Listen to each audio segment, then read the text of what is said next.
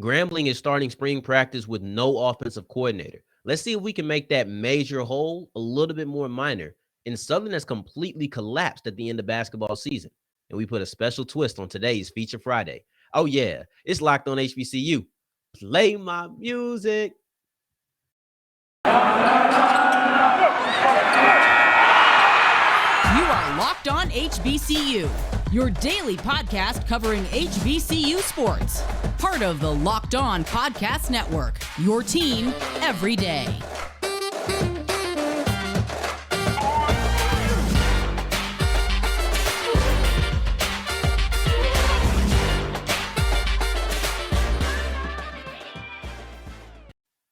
What's going on, family? Welcome back to another episode of the Locked On HBCU podcast, your number one daily one-stop shop for everything HBCU athletics, Monday through Friday, part of the Locked On Podcast Network, your team every day. And I, of course, am Darian Gray, a.k.a. the Mouth of the South, Texas Southern alum and former TSU Herald Sports editor. Thank you for going on this journey with me, making Locked On HBCU your first listen of the day every day, and we're free and available on all platforms, including YouTube. Shout out to y'all who are looking at my face, my pretty little face. I got a nice, never mind, it's ain't time for that. Apologies. Thank you for going on this journey with Make It Locked On HBCU, your first listen of the day every day. We're free and available on all platforms, including YouTube, where you can see our video content. But we're starting off today discussing Grambling State. They're starting spring practice today, and they do not have an offensive coordinator. This is a major hole, right? You never want to start spring practice without a coordinator, but I do have a way to make it a little bit more minor. Now, this is the third, they're looking for their third offensive coordinator before the season has even started. I think there's something that needs to be pointed out. Their original offensive coordinator was not Art Briles. Their original offensive coordinator got pulled to the NFL. They had a vacancy that got filled with Art Briles. Art Briles then resigned due to all of the backlash and everything that came with it. We went through this on Friday through Friday, Monday, and I think even Tuesday. So when you're looking at all of it, we've detailed this story going countless episodes. So make sure you go back and listen to those if you have not yet. But Art Briles retired or resigned. I think it's really a retirement, but he resigned due to the backlash. And there are alumni who are not happy with that. There are alumni who have even asked for him to rescind his resignation. And one of the reasons that they said that is because, and this was Herman Harvey who said this, the Grambling is so behind the eight ball as far as finding an offensive coordinator. And he's completely right as that goes. See, with everything that was going on with Art, I kind of lost track of the timeline of everything. So when he resigned earlier this week, I'm just thinking, okay, well, he's resigned. Let's look at the ramifications of it. I'm not thinking, oh, it's the end of February. They start spring practice March 4th. So they're starting spring practice today. They obviously have not been able to find a replacement since then. This is a major, major hole. You never want to go into spring practice without a coordinator, whether that's offensive or defensive. But I think that having Hue Jackson as the head coach is going to ease that blow, or at least it can ease that blow, but it's going to require Hue to do something that I don't think he really wants to do. And that is be the main offensive play caller, be the main offensive game planner. Now, Art was a guy who you bring him in, he was going to run his own offense. I think that was very clear because you look at it, he's a head coach. He was a former head coach, excuse me. He is a guy who has a long resume of offensive success. He was going to come in and implement his own offense. He wasn't going to run a Hue Jackson offense. He wasn't going to do anything. He was going to run a Briles offense. And on the field, you felt pretty confident about that. You said, okay, well, I've seen him be successful. I've seen him do these things. I've seen him be able to lead somebody to a Heisman Trophy. I believe that he can help out. Well, let's look at Hue's resume.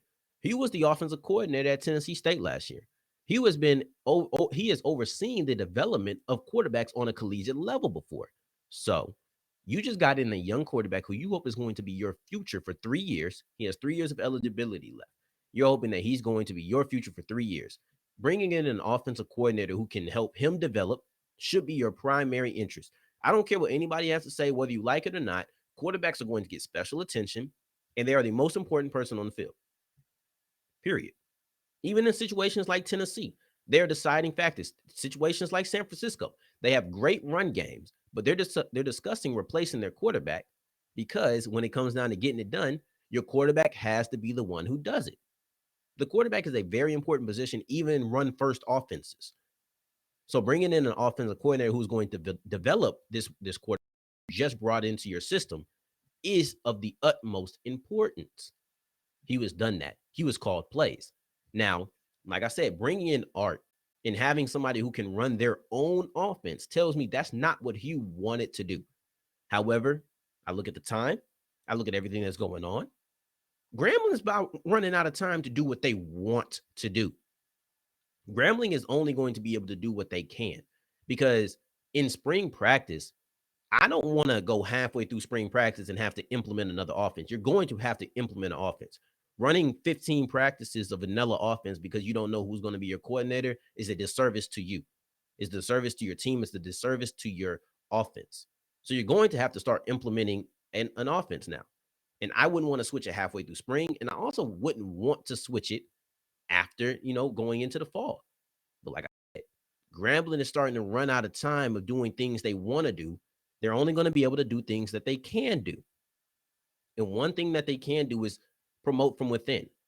Now, what that would mean is likely it would have to be Hue calling the plays, Hue being the game planner of the week, having more on his plate than I think that he really wanted to have, but is going to be what he has to do. And he'll be the guy calling, and you have a figurehead offensive coordinator because you do have to fill that position.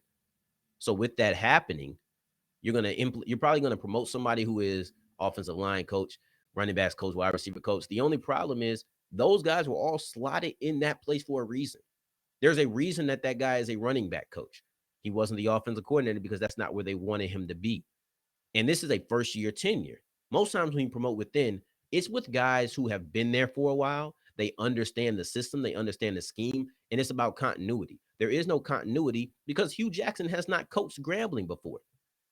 But if this is what you want to do, it would be a Hue Jackson offense because that way you can implement your offense now because you have to start now.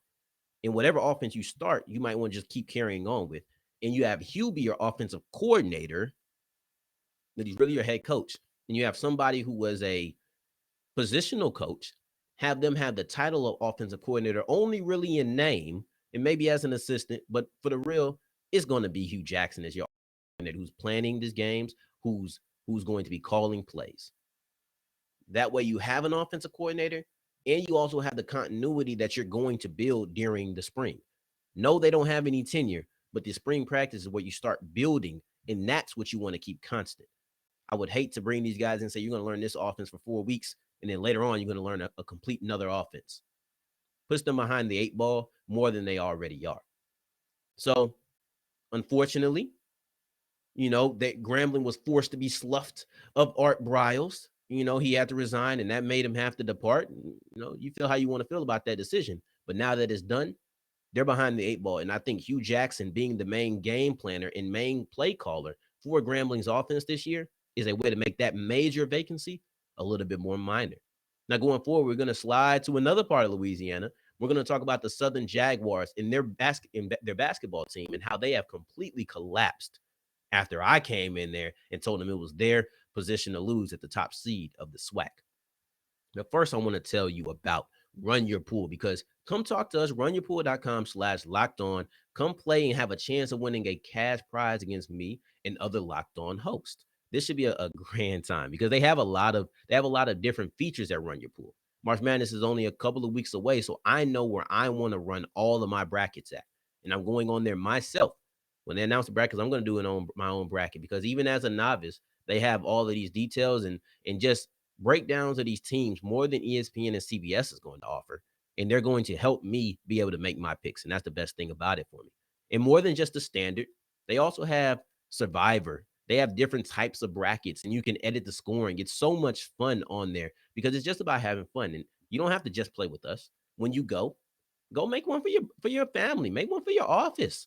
Go to runyourpool.com. Use the promo code Pure Madness for $10 off at checkout. Do you want the usual or you want the best? If the answer is the latter, then runyourpool.com is the place to go. And join us at runyourpool.com/locked-on.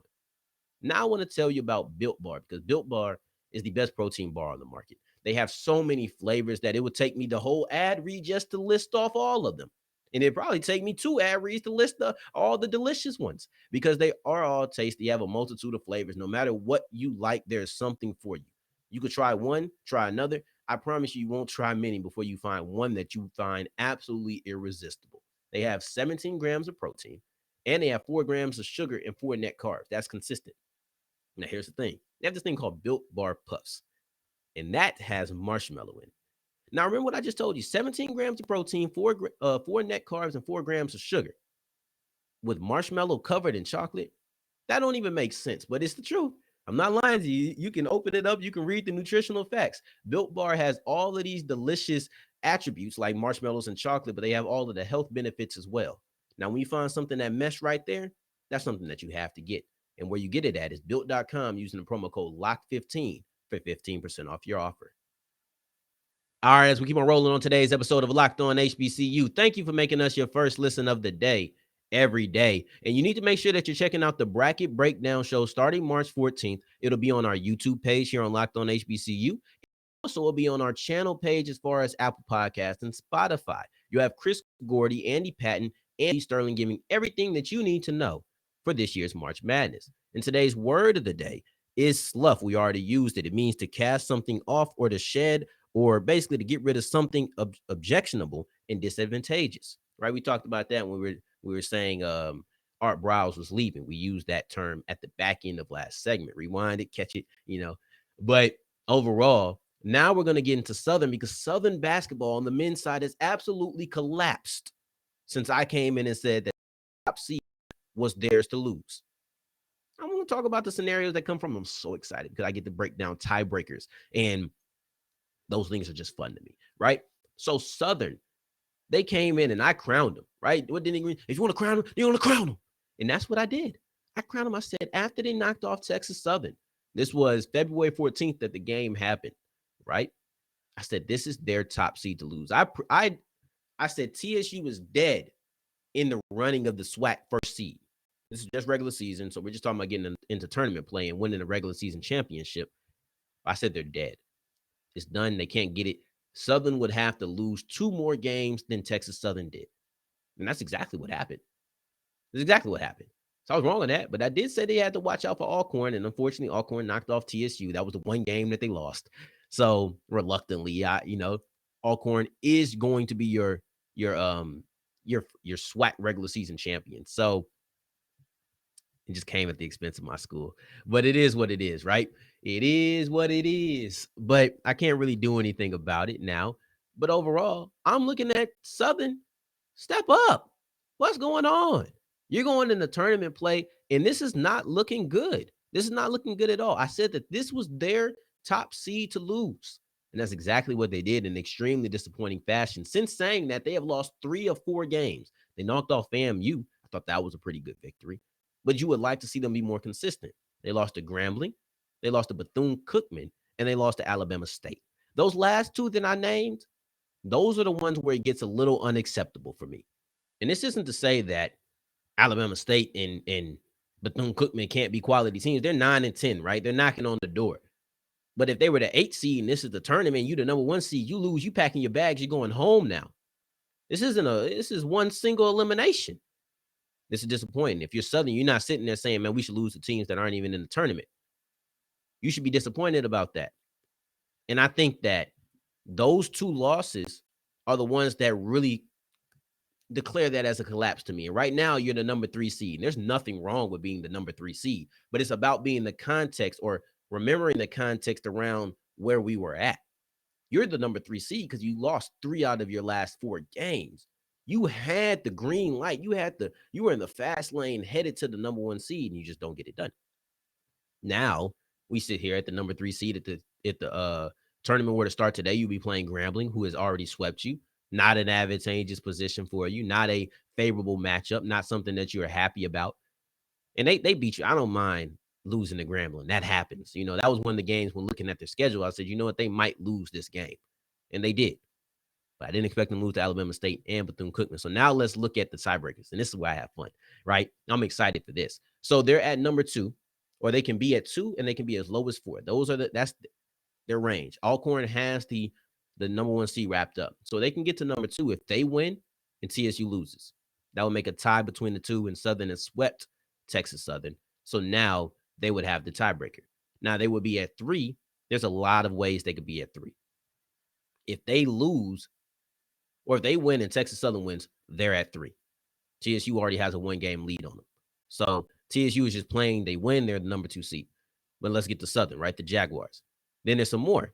If they lose and FAMU wins, they would win a 3-way tie between Southern, FAMU, and Alabama A&M. That's if they lose. Now, if they win, they're good, right? But if they lose, they need FAMU to win to ensure that they will for sure be the number 2 seed or number 3 seed. Another way that it can happen is if they lose, it's get complicated here. If they lose and FAMU loses, they need to make sure that Southern loses to Alabama and A&M, right? Southern needs to make sure that they lose by less than 9, because then it becomes a point differential thing where if in a head-to-head, if it's a tie, it goes a point differential, and Southern beat Alabama A&M by 9 the first time that they played. So if they lose, FAMU loses, and they lose by more than 9, then Alabama A&M would move up, and Southern would drop down to the 4 seed. So that's what it's about. If FAMU loses, now you have the game versus Southern and Alabama A&M. If the point differential is if it's less than 9, Southern has the tiebreaker. If it's more than 9, Alabama A&M has the tiebreaker. And if it's 9 on the dot, then it's just a coin flip. And whatever happens, right? You ask Harvey Dent who's going to win that one. But those are the tiebreakers. They can go anywhere from 2 to 4. And this is extremely disappointing for a team that you feel like had the inside track to be in the number 1 seed in the tournament. But going forward, I have a special twist on our feature Friday. I have my guy, Chris Rosvoglou, a friend, right? Friend of the show and just a friend in real life, coming on, and he's going to be discussing a feature that he wrote about Deion Sanders. So that's just a little spin. We have a feature that was written that's going to be a part of our feature Friday. Going forward, I'm going to tell you about betonline.net, because betonline.net is on fire right now. They dropped their NFL MVP odds. They have their NBA MVP odds. And then also they have your AP top 10 as far as who's in the top 10 for collegiate basketball right now, their tournament odds. I started with the ones that are the farthest away and then came to one that's the most immediate, just to show you how prepared betonline.net is, right? We're talking about an NFL season. We haven't even gotten to the combine. Speaking of the combine, they also have ways to bet on that. Who's going to run like this? Are these particular records that have been in place for a while going to be broken? It's so many things, right? And I didn't even mention, they also have your NCAA World Series odds. So go ahead and check out Locked on Longhorns with my guy, John. He's going to be speaking on the favorites for the NCAA World Series, which is your Texas Longhorns. Don't like that? They have boxing, UFC. They even have your favorite Vegas casino games. They have anything and everything that you could possibly want as far as betting and wagering goes. BetOnline is the fastest and easiest way to wager on all of your favorite sports. BetOnline, where the game starts. All right, with me, I have Chris Rosvoglou, a good friend of mine and a writer at The Spun. It's kind of weird saying that and not straight up Saints like usual, but you had a feature with Deion Sanders talking about a variety of things, whether it's fishing and playing football at Jackson State, coaching and his injury history, all of these things that we'll get into. What was your biggest takeaway in that interview? I would say my biggest takeaway is that Deion is super serious about like the right now in terms of building Jackson State. Like I think so many people are focused about his next move, and I think with a guy like him who's having a lot of success, that next move it almost feels inevitable. But I feel like right now, at least the next 2 years, maybe 3 years, I feel like he's just so into making sure he builds Jackson State to whatever the best version of themselves. And obviously they looked great last year, and he wants to take them to another level. And that's what I kind of took away with it, because you can link him to NFL jobs. He doesn't want it. You can talk about Power 5 jobs. He doesn't really want to talk about that right now. Like he is so locked in on what he's doing at Jackson State. And I think that's an encouraging sign for obviously your listeners, obviously for Locked on HBCU and anyone who wants to see him kind of change the landscape of college football, which he's doing. I think it's going to be interesting to see what the next year or two have in store for him. Yeah. And I think that with the idea of Deion Sanders and the success that he's having as a coach, I think, like you said, it's inevitable that people at least discuss it. As of right now, do you think the idea of him going to the professional level, him going to a Power 5 level, or just him leaving Jackson State in general is more outside noise rather than things that are really affecting them internally? Yeah, I think it's all outside noise. And I think it's good noise in the sense that he appreciates it, because if he wasn't doing a great job at Jackson State, we're probably not talking about, oh, will he coach at a Power 5 in a couple of years from now? Or, oh, should the Cowboys consider him because he was a former Cowboys player? Like, no, he has to do his job well in order to be, have his name thrown into that hat. But I don't think he's worried about it at all. I mean, when I spoke to him, he made it so clear that he is so locked in on the next season just being somewhere where, okay, they were 11-2. How can they take that a step further? And obviously there's not much room to grow when you win 11 games, but it's how they're winning those games. He doesn't just want to win, in a style where it's, 24-17 or something like that. He wants his team weak and dominant. I don't expect him to be off. I expect laser from him and also his team, because they're a team that's ascending. And you look at obviously like their quarterback room with Shedeur Sanders, you expect growth there. And if that happens, this is going to be an even better team.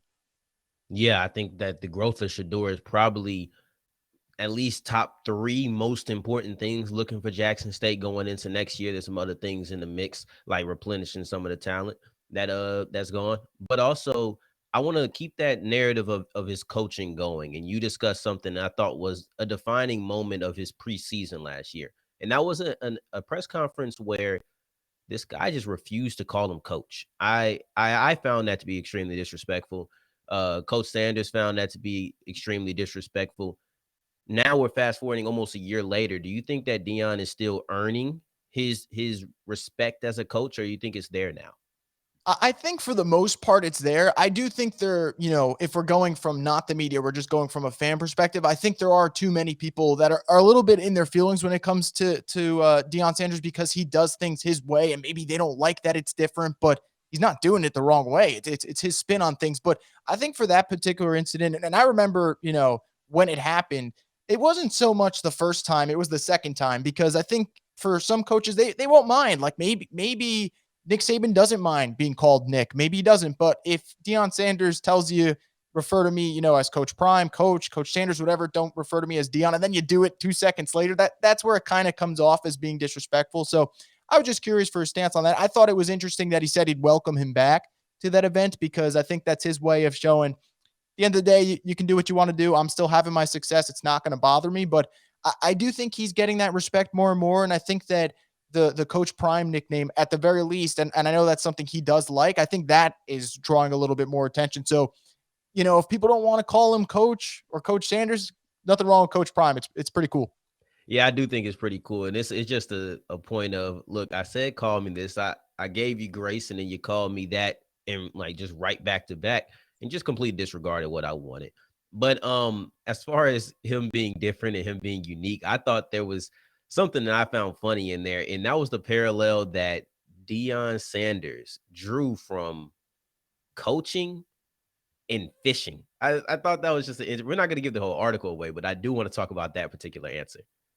Yeah, I'm not surprised with someone like him. And that's what I was noticing, because that was my first time. And even if it's my last time speaking to him, I'm obviously grateful for it. But everything he does, it's 110%, every single thing. And I took that away from that. And he made a good point. It's about team effort. And I think an event like that, you might think it's nothing, but he's spending that time out on the water with Shedeur. He's spending it with Travis. And all of a sudden, you're noticing it's March, the first week of March, and he's doing a good job already bonding 2 of his most talented players and kind of building that connection there. So I'm not surprised. I don't know if maybe he'll be as competitive on the water as he would be on the football field or coaching. He made it seem like he is, but I could see him maybe, dropping down a notch or 2. But he is so big on the team collaboration effort of things. And you talked about it even for fishing. So I enjoy just his perspective on life in general. And for this particular situation with the event he was doing, it so happened to be fishing.